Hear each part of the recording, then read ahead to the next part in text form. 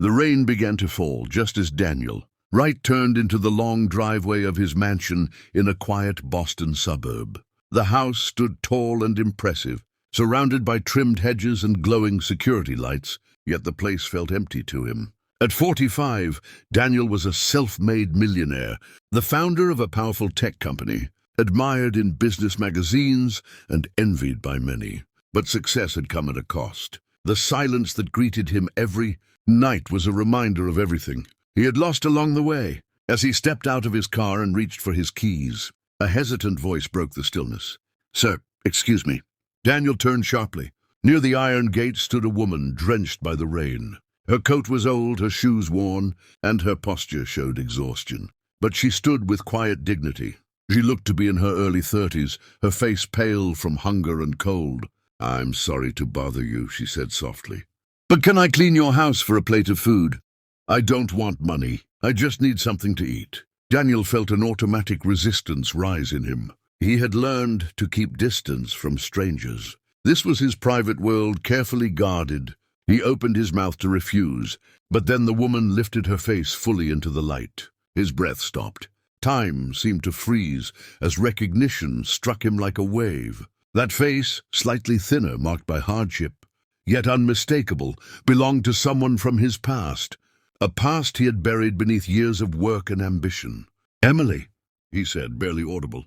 Her eyes widened in shock. For a second, she looked as if she might turn and run. "Daniel, I didn't know," she whispered. "I swear I didn't know this was your house." 10 years disappeared in that moment. Emily Carter, the woman who once believed in him when he had nothing, who shared cheap dinners and big dreams in a tiny apartment. The woman he had let go when success began to matter more than love. Rain soaked both of them as silence hung heavy between their words. Daniel noticed how thin she looked, how her hands trembled slightly. Guilt tightened his chest. Slowly he unlocked the gate and stepped aside. "Come inside," he said firmly. "You're soaked." "I can clean first," Emily said instinctively, pride flashing in her eyes. "No," Daniel replied, shaking his head. "You don't need to clean anything."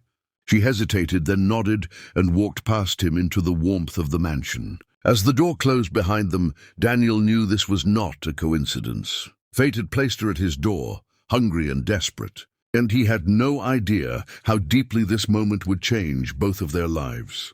Emily sat at the edge of the large dining table, her hands wrapped around a warm bowl of soup, as if afraid it might disappear. The mansion felt unreal to her, high ceilings, soft lights, and the quiet hum of luxury she had never imagined Daniel would one day live in.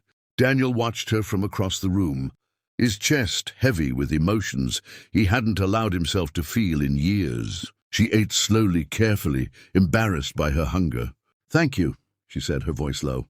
"I didn't expect this. I just needed one meal." Daniel nodded, pulling out a chair and sitting down. "You shouldn't have had to ask like that," he replied. After a pause, he added, "What happened to you, Emily?" She looked down at the table, fingers tightening around the bowl. For a moment she seemed unsure whether to speak at all. Then she took a quiet breath. After they separated, she had left the city, trying to start over where no one knew her. She worked small jobs, married someone she thought would bring stability, but the marriage ended when promises turned into pressure and disappointment. Soon after, her mother fell seriously ill. Hospital bills consumed everything Emily had saved. And when her mother passed away, Emily lost not only family but her home as well. "I kept telling myself I'd recover," she said softly.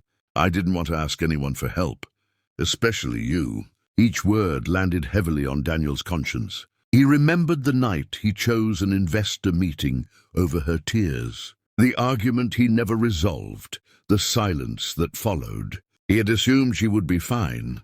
Seeing her now proved how wrong he had been. "I thought you didn't care anymore," Emily continued. "When you walked away, I believed I wasn't important to you."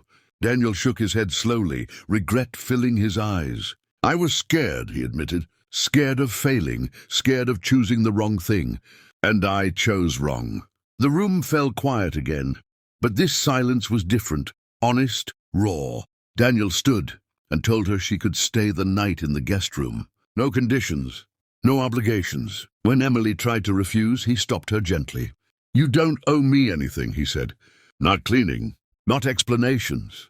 Later, as she stood near the door of the guest room, Emily looked back at him, emotion trembling in her eyes.